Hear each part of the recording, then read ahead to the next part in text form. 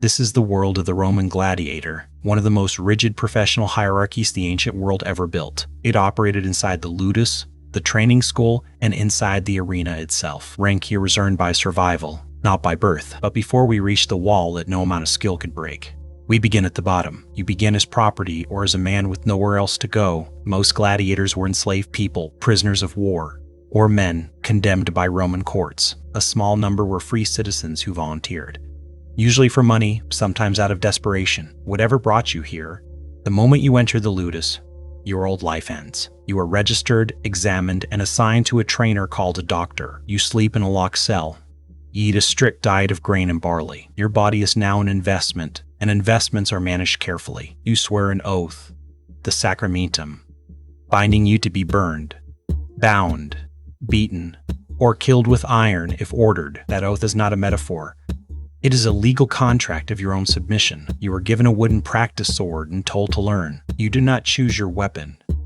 The school decides what kind of fighter you will become. Every gladiator school ranks its fighters, and every fighter starts at the very bottom of that rank. You are a nobody, in a business built entirely on somebody's. You have never won a fight. You have never even fought at all. The men above you have survived what you have not yet faced. Some of them will train you. Some of them will simply watch to see if you are worth the food you eat. A Ludus that owns you has paid to have you fed, housed, and taught. That investment either pays off in the arena, or it does not pay off at all. This is where the climb begins. Level 1. You are a Tiro, a first-year recruit, a beginner in every sense. Untested, unranked, unknown. Your training starts with a heavy wooden practice sword, weighted more than a real blade so your muscles learn the weight. You strike a wooden post for hours, the same cuts over and over, until they no longer need thought. You learn footwork before you are ever handed a real weapon. You learn to fall, to recover, to keep your shield arm up when your legs want to buckle. Your doctor corrects you with a cane, not with kindness. Discipline here is not cruelty for its own sake. A poorly trained gladiator is a wasted investment and a dead one. You eat a coarse barley-based diet, thickening fat under the muscle to protect you from cuts in the arena. Other fighters call men like you barley men, only half in mockery. You are assigned to a weapons class, decided by your build, not your preference. You do not yet know if you will be fast and lightly armed, or heavy and shielded. Every day is the same drills, the same corrections, the same watching eyes. You are being shaped into a specific kind of fighter before you ever step into a real contest. Some recruits cannot take the training and are sold off or reassigned to menial labor. You are not being trained to want glory. You are being trained to survive long enough to matter. Survive the training, and you earn something almost no one outside these walls understands. A rank, level 2. You have survived training and fought your first real bout. You are now ranked on the Palus scale, the ladder every gladiator in the school is measured against. The Palus was originally just a wooden training post. Now it names your standing among the other fighters. You sit near the bottom of that ladder, but you are on it. That is not nothing. Your weapon class is settled now. You have a specialty and a name for the kind of fighter you are. You might be a Murmillo with a heavy shield and short sword, or a Rudiarius with a net and trident. You train against other fighters in your class, learning the specific rhythm of your weapon against theirs. Your keep improves slightly. A ranked fighter is fed a little better than an unranked one. You have proven you can be put in front of a paying crowd without immediately dying. Level 3. You are a veteran fighter, several contests deep. You have moved up the Palus ladder, past the men who entered the school after you and never rose. You are trusted to spar with newer recruits, showing them the drills you once hated. Your doctor now asks your opinion on a new Tiro's form. That never happened in your first year. You have a small amount of savings, the peculium, money you are technically allowed to keep. You cannot spend it freely and you do not own yourself, but it is yours in a way nothing else here is. You have survived enough bouts that the crowd is starting to recognize your weapon style, if not yet your name. You have climbed as high as simple survival alone can take a fighter. To rise further, you need more than survival. You need to be memorable. Level 4. You are a seasoned gladiator with a reputation inside the school. This is as far as pure skill alone reliably carries a fighter. You are trusted with better equipment, and your bouts are placed later in the program when the crowd is largest. You may be given a stage name, something the announcer can shout that the crowd will remember. You have earned crowns, palm branches, or prize money for wins. Physical proof that you are good at this. You have done everything the arena rewards. You have won. You have survived.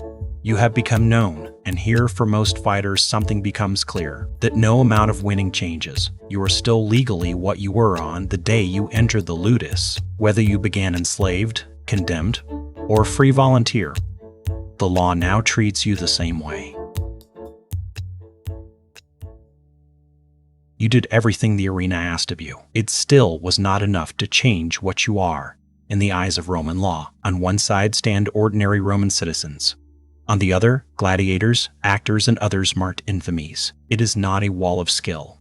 It is a wall of legal standing. Infamia was a formal stain under Roman law, and it did not care how many fights you had won. An infamous man could not vote, could not hold public office, could not testify freely in court. Even a free citizen who volunteered as a gladiator took on that same stain the moment he signed the oath. Fame in the arena and standing in the forum were two entirely different currencies. A crowd could chant your name, and Roman law could still treat you as barely a person. This mattered even after the fighting stopped. The stain of infamia did not expire with retirement. A gladiator could win freedom, wealth, even a measure of celebrity, and still remain infamous for life. This is the limit the story of the arena keeps returning to. Not every hierarchy rewards its best performers with full standing. This one rarely did. For almost every gladiator who ever fought, this was the ceiling. One man did not wait to be let past the wall. He broke it. His name was Spartacus. Ancient sources disagree on his exact origins, but most describe him as a Thracian who had served in the Roman military before being enslaved. He was trained as a gladiator at a school in Capua, in the same system as every other fighter on this ladder. In the year 73, more than 2,000 years ago, he and roughly 70 other gladiators escaped the school. Armed at first with little more than kitchen tools, they fled to the slopes of Mount Vesuvius and were quickly joined by enslaved and dispossessed people from across the region. What began as an escape grew into an army, eventually numbering in the tens of thousands. For nearly 2 years, this force defeated multiple Roman armies sent to put it down. This was not a single gladiator winning fame in the arena. This was the arena's own product, turning against the system that built it. History remembers Spartacus precisely because what he did was almost unthinkable within this hierarchy. In the year 71, 2 years after the escape began, Roman legions under Marcus Licinius Crassus finally defeated the remaining rebel force. Spartacus was killed in that final battle. Thousands of the survivors were crucified along the Appian Way as a warning. Rome did not soften the system afterward. It tightened it, watching gladiator schools and enslaved populations more closely than before. The exception proved the rule. Beyond this wall, almost no one broke through and lived to keep what they won. Level 5. You are a crowd favorite. For every fighter still climbing below you, this was the reputation everyone wanted and almost no one reached. Your matches are anticipated in advance, sometimes advertised on painted notices in the street. You have a following.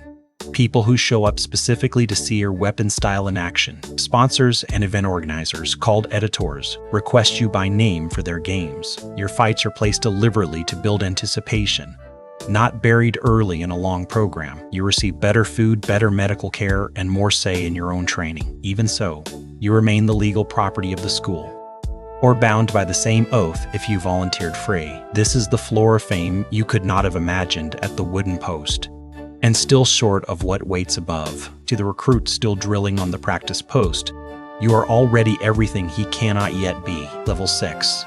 You are a serious contender on the Palus ladder. Only a handful of fighters in any school outrank you now. Your bouts are matched carefully.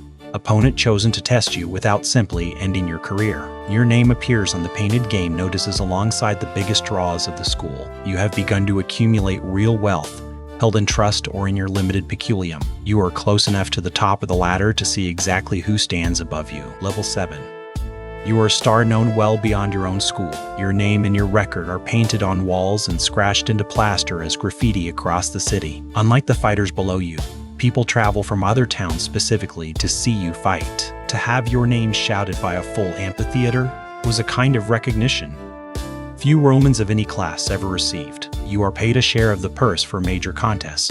On top of your keep, you are, in every practical sense but the legal one of the most famous men in the city. Level 8. You have reached Primus Palus, first rank of the school, the top of the internal ladder. Every gladiator in your Ludus is measured against. You are the standard the trainers point to when a new Tiro asks what is possible. Every fighter in the school knows your name, your record, and your weapon style by heart. Your matches close the program now. The final and most anticipated bout of the day. The editors who plan the games negotiate for you specifically, sometimes for a fee that dwarfs what a Tiro earns in a year. Younger fighters study your technique the way you once studied the fighters ranked above you. You have reached the summit of what skill inside the school can earn you. Level 9. You are granted the Rudiarius, the wooden sword of release. It marks the formal end of your fighting oath, the sacramentum you swore on your first day. An editor, a sponsor of the games, or even the emperor himself could grant this release after an especially prized bout. You are now a Rudiarius, a released gladiator, no longer bound to fight on command. Some Rudiari walk away entirely. Others stay near the arena. In the only world they still know, the wooden sword does not undo your legal record. You remain infamies, whatever your name is worth in the street. Level 10. The freed champion, the rare Rudiarius who leaves the arena with fame, savings, and his freedom intact. Most gladiators never lived to see this level. Fewer still chose to leave the arena once they reached it. Some become doctors themselves, training the next generation of Tiros on the very posts they once strilled against. A few acquire enough capital to invest in a Ludus of their own on the business side of the same system. In the street, in the tavern, in the memory of the crowd, this man is a legend. For the handful who did retire at the top, their names outlasted their careers by centuries, carved into stone that still survives today. In the eyes of Roman law, he is still marked exactly as he was on the day he first swore the oath. The wall he crossed with money and fame was never the same wall that Spartacus broke by force. One man escaped the ladder entirely. The other climbed it as high as the ladder was ever built to go. This was the gladiator's hierarchy, a ladder that rewarded skill and survival but never fully erased where you began. You could give it your whole career, climb every rung the arena allowed, and reach the very top, and still the mark of infamia would be there, exactly where the law had placed it on your first day.